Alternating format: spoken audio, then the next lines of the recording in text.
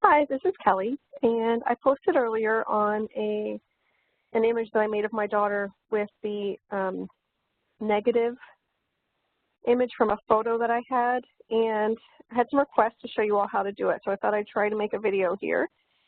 And I am in Inkspace. It's a free software that you can download. I did spend about a weekend trying to learn how to use it, watching videos and that sort of thing, but I'll walk you through. So all I've done so far is open up my photo as is. Because it is a photograph, it's pretty large, and Inkspace runs a little bit slower on this, and so you can kind of cut out some of the excess. But what I first want to do is cut out the background behind my kiddos. So you'll use the Bezier pen here, and I'm just going to do from chest up, so I don't want all the rest. And because her skin is light against a dark background, I actually want to go a little bit on the outside of her skin so that, and you'll see why, but I want to have a little dark edge outlining her arm when I'm finished. So I need to have a little gap right there. And then you just kind of rough it, and I'll show you how you're going to clean it all up in a little bit. So you just kind of go along the lines, pick all the spots you want to pick. As the edges, do that. Her hair, we can make it round after this. And come in here, get his head, and the ear. Go up here. You just kind of cut the image out that you're interested in. That's far enough. Actually, I'm going to backspace up one more. We'll just go straight across and close that out. And then you hit the plus sign, or you can zoom in over here, but I use plus and minus a lot, so you can actually see what's going on with all those lines that I just drew. You switch over to the Paths node button, and you just kind of want to curve these out, make them look a little bit more natural on these curves. You make your way around,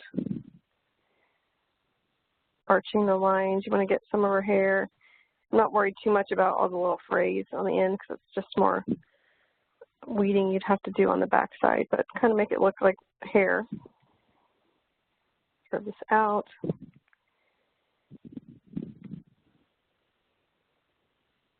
Go up to the top of her head. And see, this is probably pretty sharp dive in there, so I'm going to maybe move that whole thing out a little bit. And round out her head here.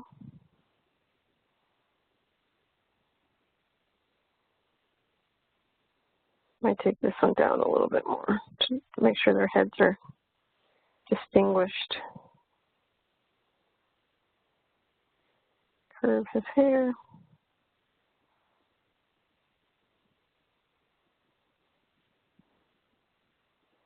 All right, so you just kind of make your way around the project. I'm not going to make it perfect. And see how I'm leaving that little gap, and you'll see why in a bit. And that's it. So then you want to go to the pointer. You click, so let me go minus, get small again. You click this part that I just did, and then shift.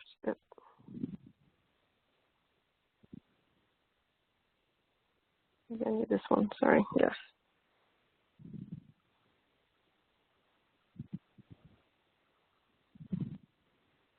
I'm having trouble clicking both pieces, but when I do that, if you do objects,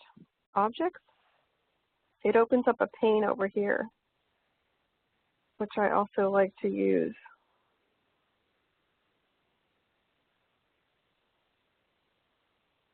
Here it is.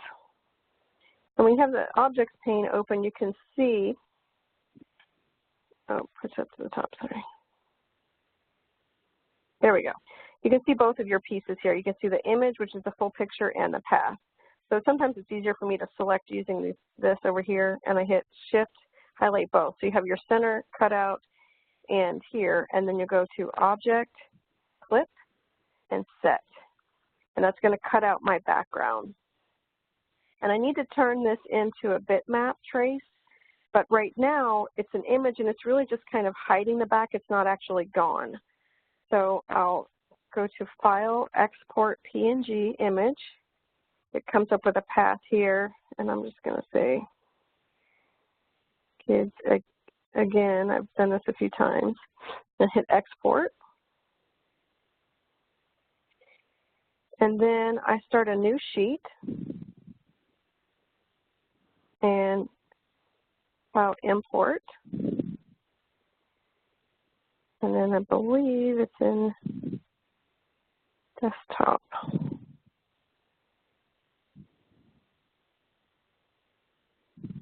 I didn't pay attention where it put it.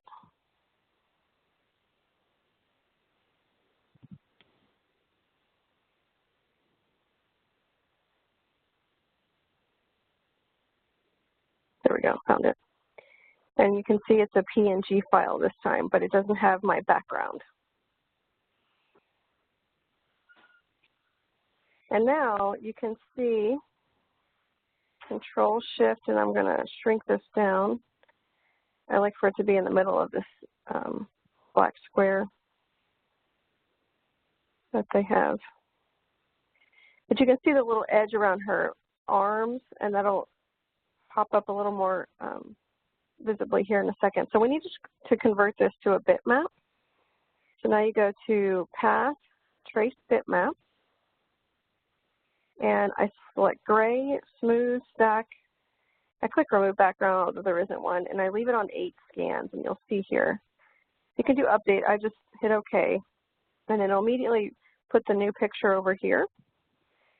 And this is where I kind of play with it. So you highlight it and then go Object, Ungroup. And at this point, it's breaking out all those layers. So you click off of the picture and then back on, and you'll get all these layers. And this is the part you're going to cut from.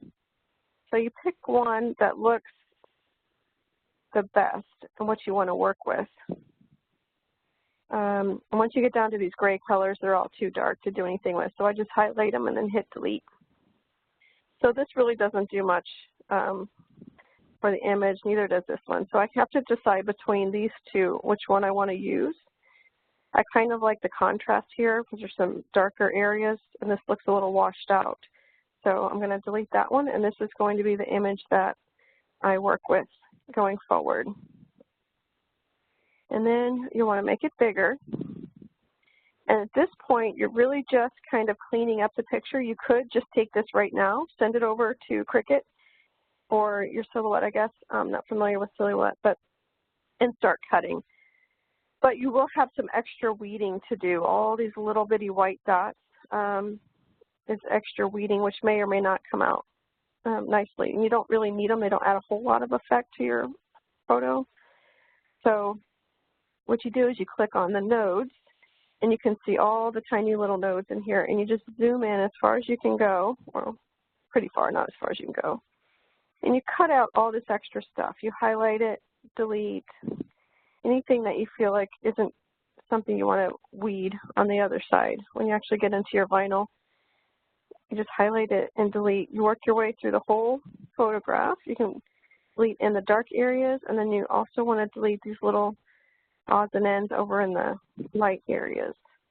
And again, you can leave them, but it's just more that you're going to have to cut later. And some of them will be so tiny, depending on how big you're making your image, that it's not worth keeping them in there. So you just kind of make your way all the way around. Because he had a striped shirt on, I got all these little lines. So I'm leaving those in there just so you can actually see the shirt. Take out this little white dot. It's not doing much. And then I spend a lot of time on this section just trying to clean it up. Here's a little dot that doesn't do anything. So I can shrink it back down. I'm not going to do too much more for the video, but you can see I just kind of clean up the little odds and ends. And then when you're done, you'll say File, Save As,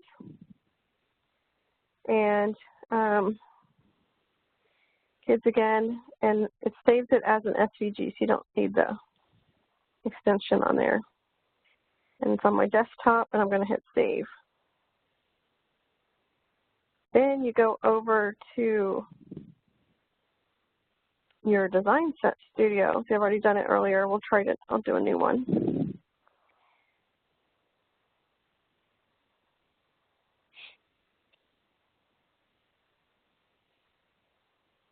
All right, so I have a clean slate here. I'm going to click upload, upload my image, browse, and there's my kids again. Oh, what I just realized I did.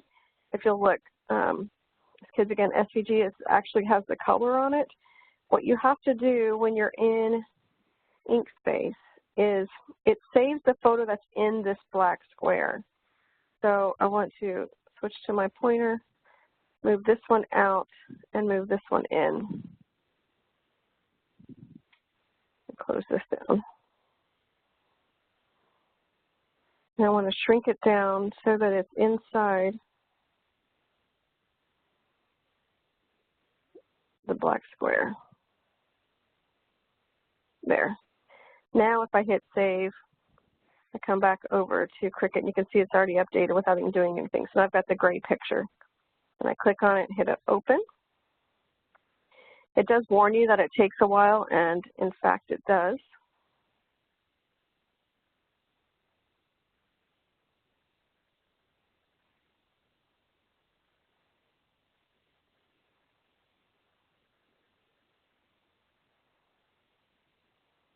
Sorry, I want to make sure I was recording properly. So then you get a message saying it's unsupported, you want to continue, and you say yes. And there it is. It comes in. I hit save.